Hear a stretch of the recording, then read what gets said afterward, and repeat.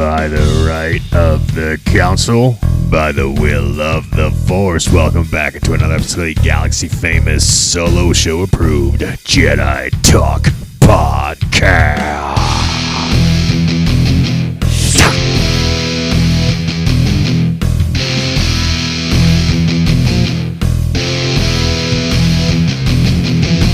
You are following us at Jedi Talk Podcast on Instagram, youtube.com/Jedi Talk, where no video again, 2 weeks in a row. Well, last week was a clip show.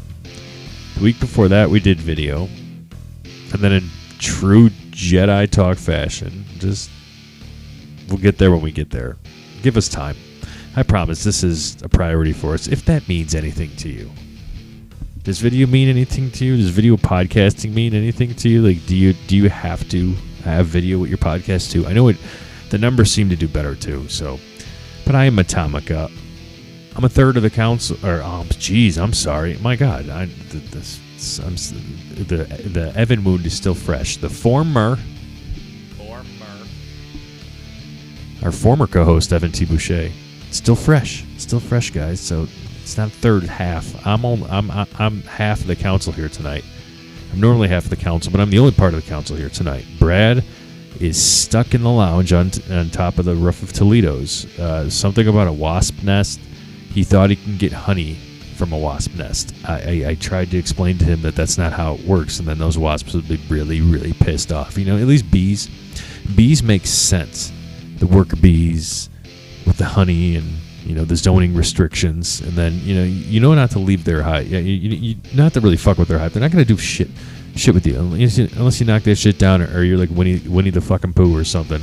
You know, trying to get your honey, and you stick your hand in there, and you're getting all beat up and stuff, and then now you're going to the corner of the Walgreens and buying like anti-bee shit.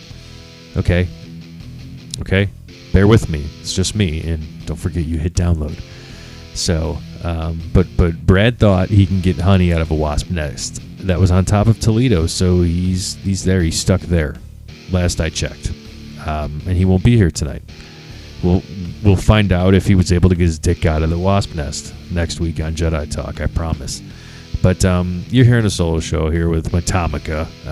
Thank you for joining. Just listen to my ramblings. I either apologize or I say thank you for the congratulations that you may like listening to my solo ramblings. When I end up doing solo shows, I play music in the background. So right now I'm letting our theme song ride, and a bunch of the other stuff is a bunch of original stuff that I've composed, put together. So enjoy it. I might have snuck a Scourge song in there. I really am not 100% sure. But let's just get at it. Overall, I'm happy to be doing the show tonight, right? I'm not getting personal or anything here, but it's just and I should really say I was looking forward to the show tonight, and I still am. I really love the fact that I get the opportunity to do this, and that people listen to this. Either if you're listening to me for the very first time on one of the a few mediums that I'm on, or the 100th time, because I've been on Jedi Talk for a good amount. Actually, my 4-year Jedi Talk anniversary was 5 days ago. That's crazy. That's fucking crazy. June 21st. June 21st of 2021. Now here we are. But I just want to say thank you for listening, even if it's for 5 minutes of this bullshit. It's just fun to be able to do. It's a fun hobby, and the fact that people actually enjoy even the tiniest bit of the shit we do on Jedi Talk, I'll take that as a win. Take that as a motherfucking win. So I was looking forward to today, and it's just been today was the hardest day of the past couple of weeks. And it's not anything in particular. Well, I take that back. There's some things in particular. My final remaining grandparent passed away, and it was expected. It was expected, but and heading out for the services and stuff, the beginning of July, mid to beginning of July. And it was expected, but it was still, it was a little tough. A bunch of other stuff thrown in there, how life work. We have people visit.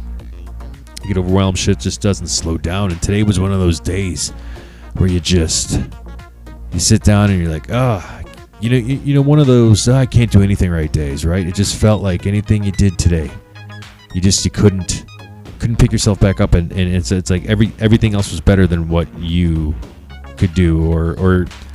And I'm trying not to sound like super depressive here, because I'm not. I'm just telling you where the mindset was. It's just like you feel like anything you do was crap, and everyone else has done it was better than what you were doing in that moment and have ever done.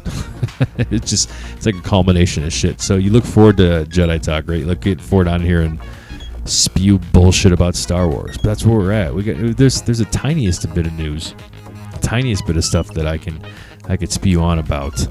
And let's start here, because this got a lot of traction on our social media at Jedi Talk on Instagram.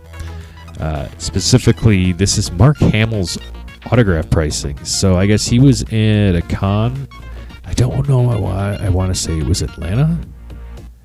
There's an infamous picture going around now. If you haven't seen it, you saw it on our Instagram in the story, because we asked a question if you would pay these autograph prices for Mark Hamill. This was at a fan expo. And here are the prices.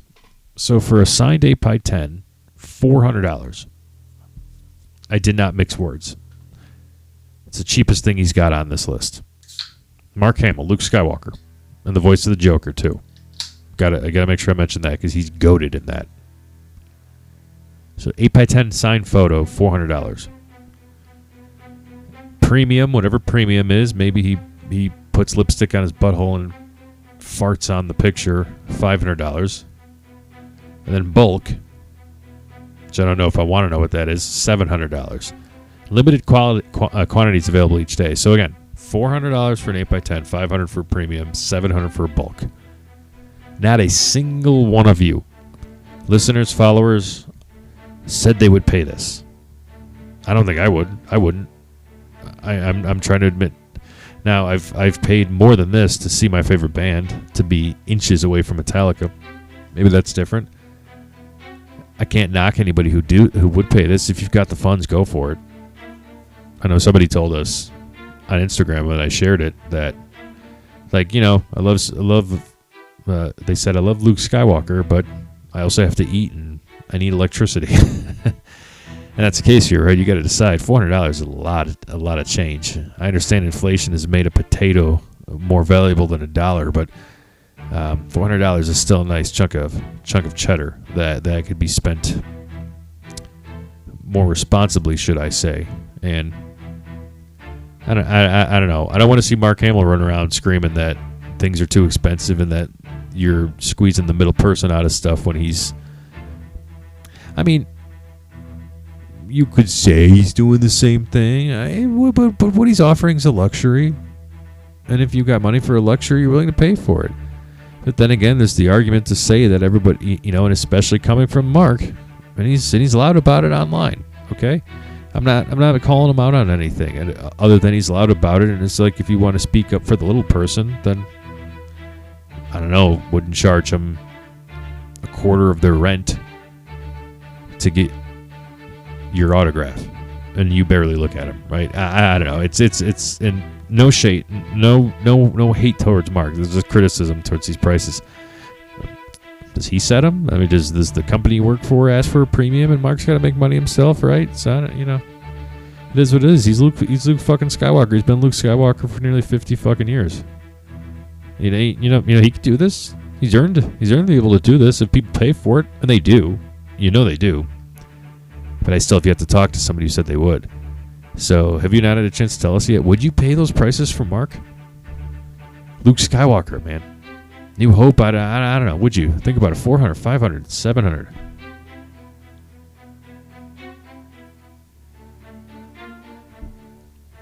Seems exorbitant. It's because it is. I don't know. It's funny because it's trivial to me. If James Hetfield rarely does public things like this. I met him by having a horseshoe at my ass and being in the Halo on Fire music video. That's how I met James. People who are paying $5,000 to $6,000 for meet and greets. Don't even get a chance to meet James Hetfield. So the point I'm trying to make is, if James Hetfield ever did a public appearance, you better believe I'd pay this to meet or to get his signature. I mean, I don't know. I don't need James' signature, but if it's like a picture or something with him, yeah, I'd probably do that. So I can't fault anybody for doing this. The Star Wars Mark, I for an autograph now. For a picture with Mark, I might pay $400. I think I paid. Gosh, I paid a little sub under $3 for Ewan McGregor, and much less for Cameron Monaghan. I'm trying to remember what I paid for Hayden Christensen. I want to say $250 to $3. I don't think I ever paid more than $300. If $275 to $3 for a picture with anybody, but for Mark Hamill, Luke Skywalker, $400 is something I'd really heavily think about. But then again, that's still a lot of money you're asking for. So what would you do it? Let me know. Some other news. Speaking of paying for things, not $400. Not $400, but Coke bottles, which are close to $400 if you're buying them out of a Disney park. But have you seen this? Coca-Cola and Star Wars are collaborating to bring new bottles to Disney Park. So Disney World is one of 2 locations offering exclusive Star Wars-themed Coca-Cola bottles as part of a new global collaboration between Disney and Coca-Cola. You will bow to your Disney and Coca-Cola overlords, is what this article specifically says. Coca-Cola and Star Wars Refresh Your Galaxy campaign gives fans a limited time opportunity to collect character-branded cans and bottles. Okay. Engage when... I'm saying okay is a good thing. As I sip on a Coke Zero here currently. Well, this one doesn't have a dinosaur on it. No, that's a Dr. Pepper. See? The sodas are getting all mixed up. Engage with the augmented reality experience and this is an augmented reality experience. Interesting. And share personalized Star Wars hologram messages. Oh, fuck yeah. That's cool. The campaign is centered around fandom, storytelling, and a long-standing partnership between the 2 companies, dating back to the opening of Disneyland in 1955. There it is. Now the collaboration extends to Disney parks around the world, with 3 exclusive designs only available at Disneyland and Walt Disney Resort. Chewbacca, our First Order Stormtrooper, and the Mandalorian with Grogu. So all 3 of those exclusive designs are only available at Disneyland and Disney World.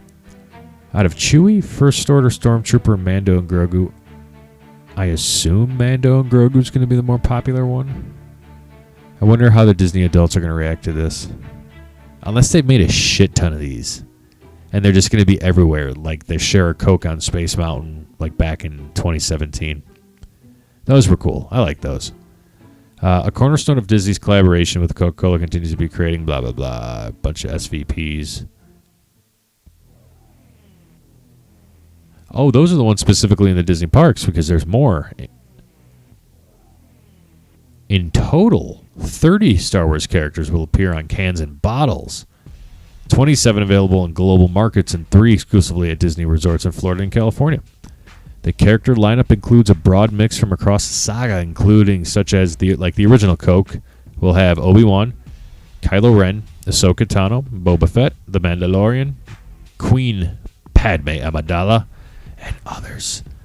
And the Zero Sugar, which is what I run with, the Coke Zero, Darth Vader, very good. Yoda, I like it. Princess Leia, always good. Luke Skywalker, not paying $400 for a Coke.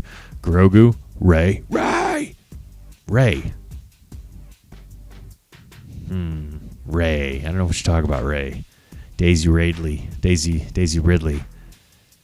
I don't know. I read some stuff on the internet lately, and the sources on the internet have been very credible that Daisy Ridley's not that much of a charm to work with. Interesting. Anyone else hear that? Let us know, Jedi Talk Podcast. Or what do you think? Could you say no, I don't believe that. She's such a charm, or have you met her? Just read some stuff. Anyway, back again. Zero Sugar, Grogu, Rey, Chewie, and more. What about no love for the Diet Coke? We're just getting original and Coke Zero. I'm looking at the designs. I mean, now this is an artist mock-up of the designs. I'm sure they took pictures of it and airbrushed it. And maybe they used hashtag AI, but the designs look fucking cool. That's cool. That's cool. I don't know why I'm such a fucking sucker for these things. So in addition to wait, there's more. In addition to collecting the bottles, fans can scan them or select ads to unlock a digital AR experience that lets them explore the character artwork in detail. The experience also includes the option to record a personal message that's transformed into a Star Wars-style hologram for sharing. This collaboration is more than just bringing two iconic brands. It's about celebrating the power of Star Wars fandom, said that person, who is Coca-Cola's global VP of creative strategy and content. At Disney World, the exclusive Star Wars Coke bottles will be available starting in July. Hey, that's not far from now. Guests should look for them at select food and beverage locations across the resort. Good. I'm glad I'm to look at them at select food and beverage locations across the resort. That's everywhere. You turn slightly to your left. Star Wars Coke bottles to the left of you. Star Wars Coke bottles to the right. But there you are, stuck in the middle between two Star Wars Coke cans. All right, I got there. You know what I was doing with that. Jesus Christ. That one's tough. Here I am, stuck in the middle. See, that one's tough. That one's tough. Okay? It's a tough one, especially you're asking so much of me at 9:40 Eastern time. I'm half in the bag. I wish I were drinking. I had a horrible headache and I had to take Tylenol, so I'm staying far away from the Blackened. But I got 2 full bottles of Blackened that need to be tapped into. So I wish I was half in the bag. Half in the bag tired. So don't mind me if I fuck it up a little bit. But these are cool. I can't wait to check them out. The campaign rolls out, spans North America, Latin America, Europe, Japan, Asia, South Pacific region. But Disney parks offer the only way to collect limited edition Mando, Stormtrooper, and Chewbacca designs are in person. So hey, there you go. I like that stuff, and I like being local to be able to see that stuff in person. So let us know at Jedi Talk Podcast how excited you are to rope drop Coke bottles.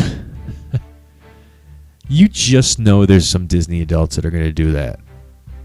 July 1st, 2nd. They're going to keep checking every day. They're going to rope drop to Batu for these bottles. Well, not Batu, because they sell the thermal detonators there, but they'll go to like the first beverage cart they see. And you know they're going to scan into the park to do it because they have to take their Instagram picture. I mean, really? I know, you know they're going to. I know you're telling me I'm crazy for thinking about that, but you don't.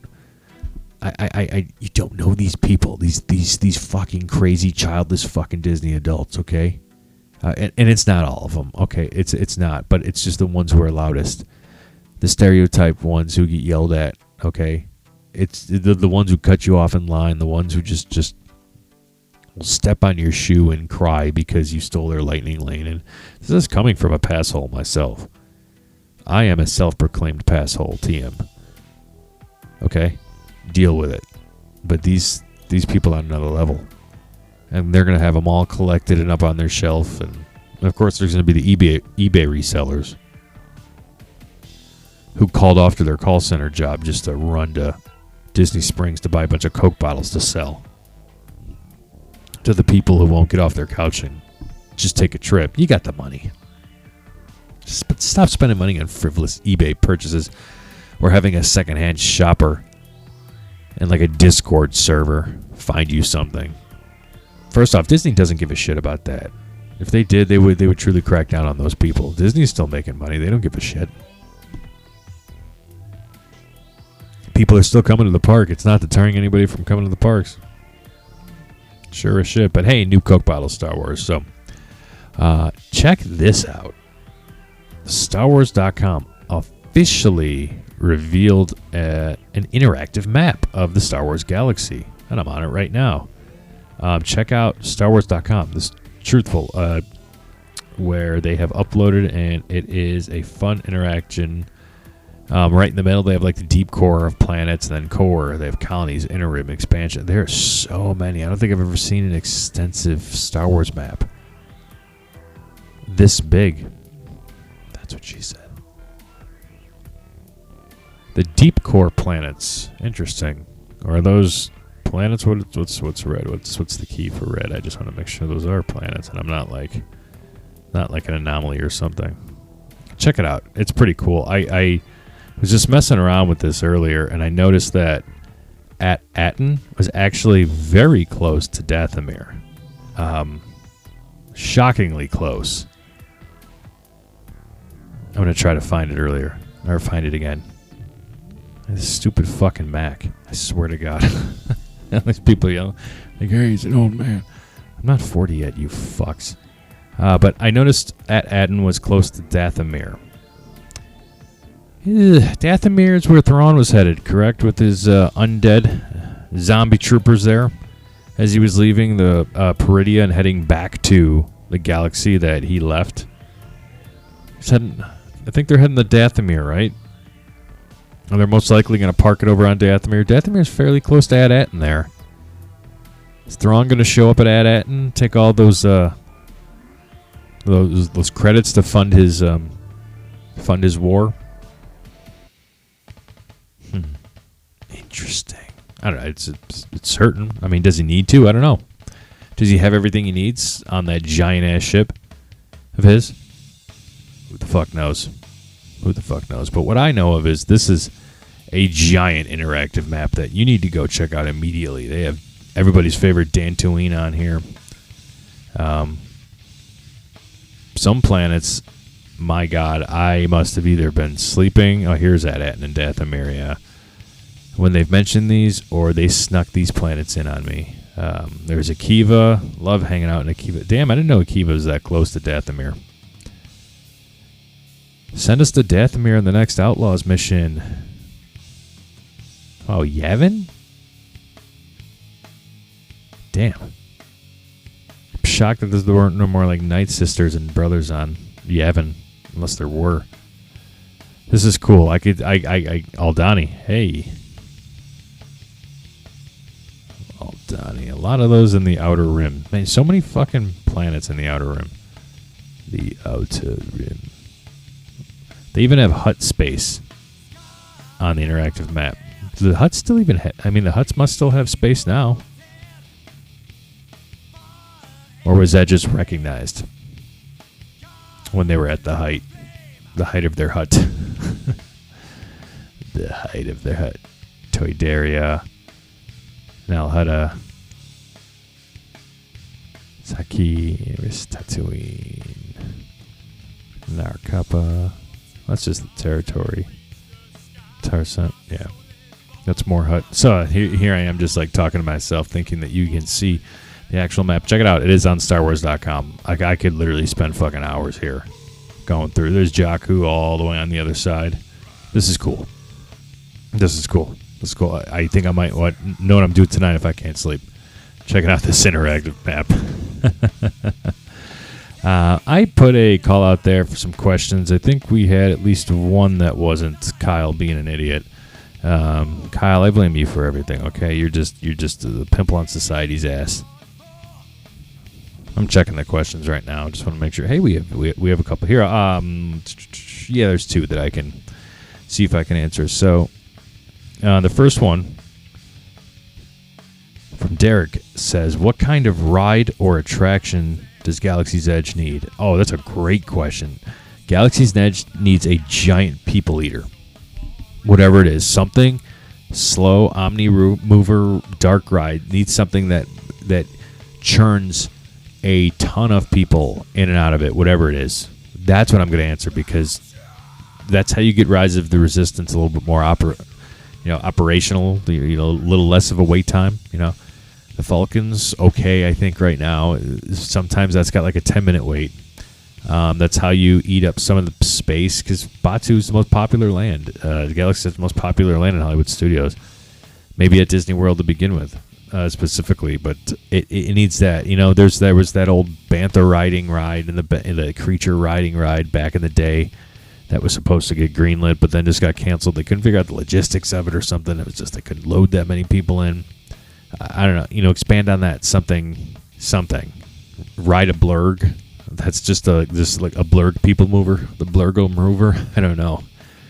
But it's the kind of ride. It needs something that can handle a crap ton of people.